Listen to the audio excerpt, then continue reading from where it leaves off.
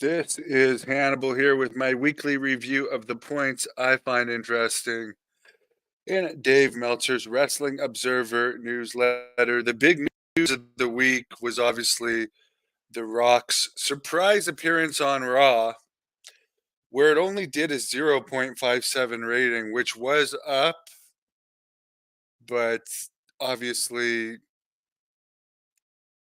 if they'd advertised him, it would have had more, or if he had said he was coming back later after he did his confrontation with Cody in the ring. It would have had more, but I mean, they get the same money either way, and they already have their Netflix deal, so maybe they just don't care. But the big thing from Raw was they did the first actual blading in the company in a long time. There has been intentional bleeding where they've purposely had people do hard ways, which is actually way more dangerous than blading. But they had Cody blade in the match or in the beating with The Rock, and it wasn't stopped or anything.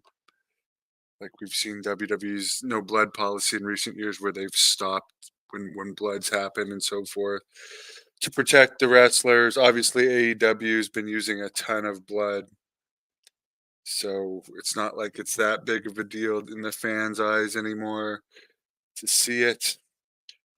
And yeah, it looks like it's going to be getting more intense with The Rock. He can swear if he wants. He can have blood if he wants, and of course, he's the biggest star in the world, and he's on the board of directors. So yes, he should get preferential treatment. He did get cheered when he first came out for Raw.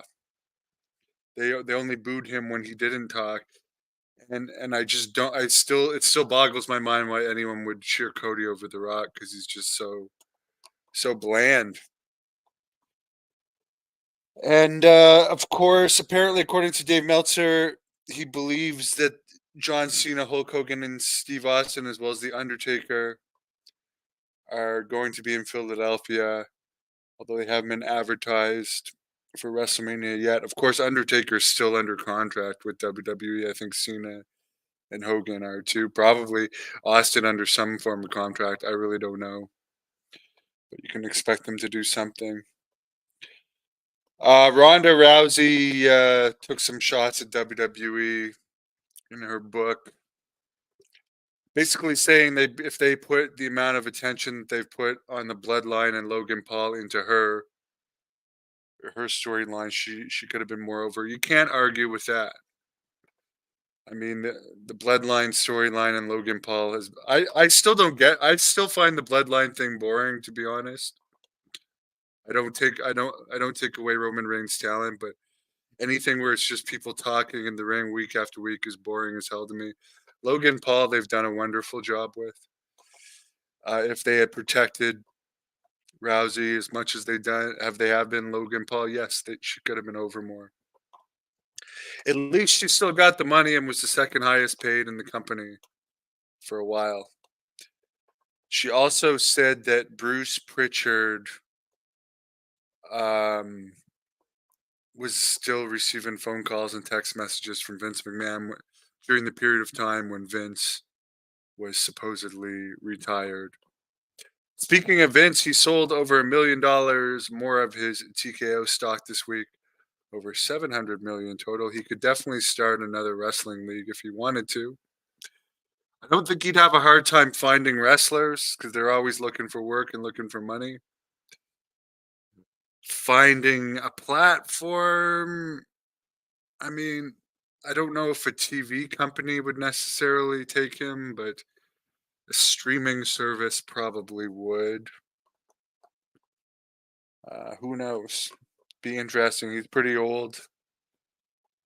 Becky Lynch's contract is up in 2 months. Drew McIntyre's contract is up in WrestleMania. After WrestleMania, no one expects Drew McIntyre to leave. Jade Cargill is starting soon on SmackDown, and Seth Rollins' deal is supposedly up soon. SmackDown in Milwaukee had 11,253 fans. Raw in Chicago had 15,810 fans. They went with the smaller entranceway, and honestly, it looked way, way, way better. These massive entranceways that take up like a quarter of the seats in the arena. They've been doing them since the 90s. At some point, like you never see UFC actually with anything other than the tunnel. I mean, I think the Titantron thing is passe, if you ask me. AEW only had 3,438 fans in Quebec City, 20,000 seat arena Wednesday for a show that also had a bad rating, 0.23. The one thing I was talking to someone about AEW the other night, I found for the Ottawa one that the Ring of Honor matches actually take away from the show. They're mostly no names or people you don't care about, and they just make the tapings extremely long, and they leave people with a bad taste in their mouth for the shows. I mean, I don't know what you guys think, but I'm looking at for Quebec City, since there was no Collision taping this week. They taped Dynamite, Rampage, and Ring of Honor. That must have been such a long show. I mean, it turns off the casual fans with these incredibly long shows, and then it dilutes the good stuff because the Ring of Honor stuff isn't as good. But Tony Khan seems like a really nice guy. I mean, he just re-signed Jake the Snake. I wish I could get some of that contract money for all the years I've been in the business, and I'm way more famous than a lot of people under WWE or under AEW and Ring of Honor contracts. That's just a fact. I definitely am. I wish I could get some of that money, but I'm glad that he takes care of people like Jim Ross and Jake Roberts. But yeah, they only did a 0.23 rating. Apparently, Kenny Omega, and I hate to hear this, is having really bad intestinal issues and is going to need surgery. This is related to diverticulitis.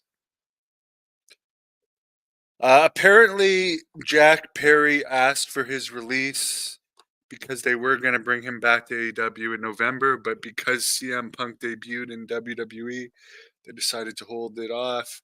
He is working in New Japan now with AEW's approval. He's probably still getting paid by AEW too. One of the many that just get paid for doing nothing for AEW.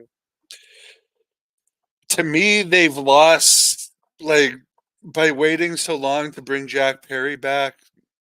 He loses all of his momentum. He was in the news so much for that Punk thing, and like by the time they bring him back, it's like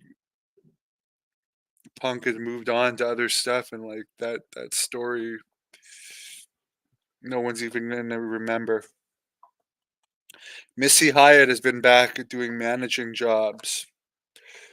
Apparently, Josh Barnett's Bloodsport is doing a show in Japan with David Boy Smith Jr., former Great North Wrestling champion, on it.